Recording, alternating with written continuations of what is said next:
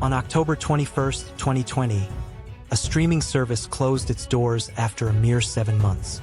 It was a project brimming with hope, backed by immense funding and Hollywood's highest expectations. The service was called Quibi. This short-form video platform, launched by a legendary Hollywood figure, had raised approximately $2 billion. Yet all of it amounted to nothing. Why did such immense talent and colossal funding vanish in just 7 months? Beneath this failure lie systemic causes that continue to repeat in the modern era. In this documentary, we'll uncover why a Hollywood maestro misjudged the market, who overlooked what, and what crucial lessons modern businesses should learn from this tragedy. Now, let's delve into the full scope of Quibi's collapse. The main feature will also detail the service's origins and the untold development stories behind it.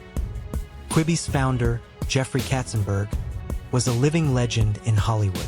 As chairman of Walt Disney Studios, he brought countless masterpieces to life, including The Lion King. Later, he co-founded DreamWorks with Steven Spielberg and others, releasing hit after hit like Shrek and revolutionizing the animation film industry. His career was a continuous streak of success and innovation. Everyone trusted his prowess, as he consistently redefined Hollywood norms. In 2018, Katzenberg announced a new challenge, Quibi.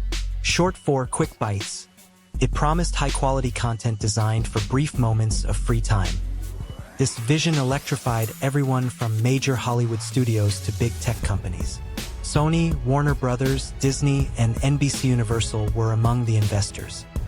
A staggering $1.75 billion, roughly $2 billion at the time, was raised, an unprecedented amount for a startup. Renowned directors and actors like Spielberg, Guillermo del Toro, and Idris Elba were slated for content creation, with top Hollywood creators joining the project. Everyone believed Quibi would be the next big player in entertainment, anticipating a glorious launch. However, those hopes would later crumble spectacularly. Quibi's main feature was its innovative turnstile technology, optimized specifically for smartphone viewing.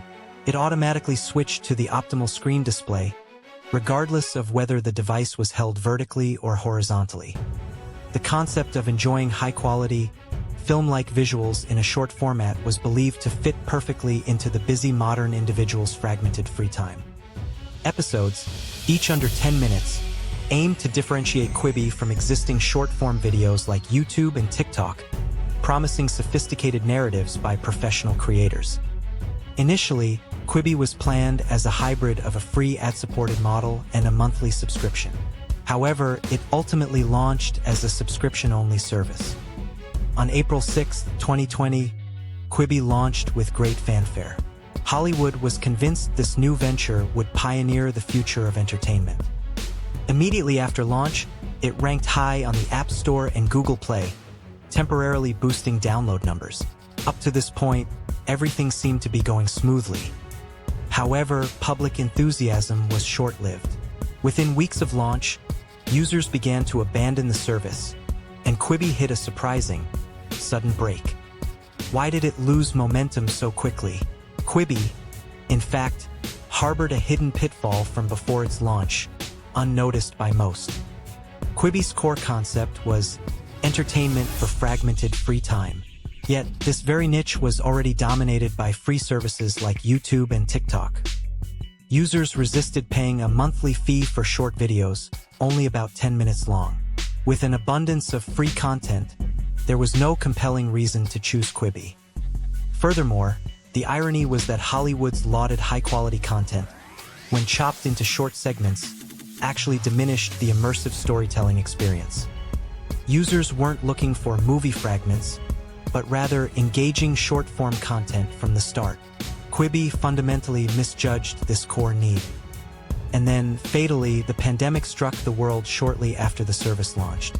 Lockdowns transformed people's fragmented free time from commutes to extended periods at home. As people spent more time at home, they turned to watching full-length movies and series on Netflix and Disney+, fundamentally shaking Quibi's very purpose. Moreover, Quibi lacked crucial features for modern mobile video services, such as social media video sharing and screenshot capabilities, a fatal flaw. The inability for users to share content hindered viral spread and became a major obstacle to acquiring new subscribers. Hollywood's top brass failed to recognize this pitfall. At the root of Quibi's failure was the management's arrogance. They overconfidently believed their ideas and Hollywood's brand power would overturn market conventions. Despite TikTok's explosive growth at the time, Katzenberg publicly declared, "TikTok is not a competitor," continually underestimating its threat. The massive investment also delayed the identification of problems. The project, once set in motion, fell into the sunk cost fallacy, making it impossible to pull back.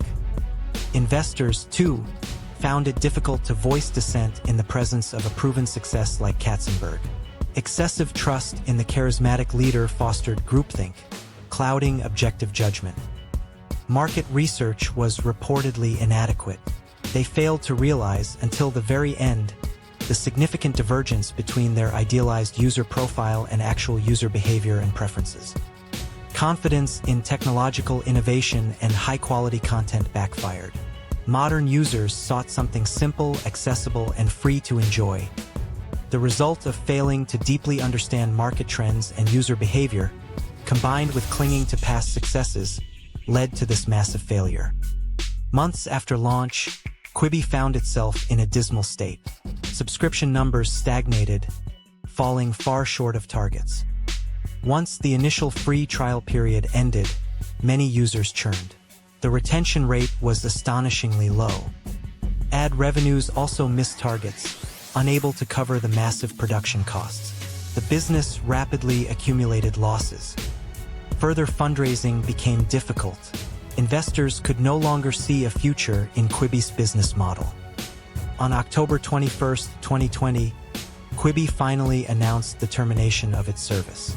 It was an incredibly brief end, just 7 months after its launch. Most of the $2 billion raised vanished into content production and operational costs, with little prospect of recovery. The remaining content and technology found little value and were sold off for a meager sum. Hollywood's dream quickly dissipated. There are many lessons to learn from Quibi's failure. First, that even with powerful brand recognition and immense capital, success is impossible without a thorough understanding of user needs. Second, the importance of not underestimating existing competitors and adapting flexibly to market trends. Arrogance and clinging to past successes can be fatal in a new era. Why did a Hollywood maestro misjudge the market with Quibi? Because they imposed their philosophy on users and failed to listen to the market's voice. Who overlooked what? Management underestimated competitor growth and the pandemic's impact, forgetting the fundamental importance of sharing in the social media era.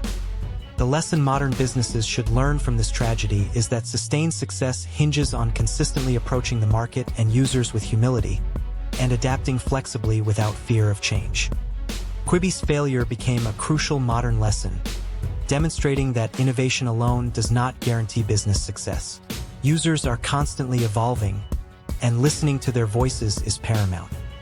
The quality of business decision-making will significantly differ between those who understand this failure and those who do not. The history of failures is a valuable compass for forging the future. To learn from past mistakes and build a better tomorrow, we must not forget this story. If you found this video informative, please subscribe and hit the like button. We introduce a new history of failure every day. この失敗は歴史のほんの1ページ。世界にはまだ語られていない失敗が数多くあります。失敗の歴史をチャンネル登録して次の物語もぜひご覧ください。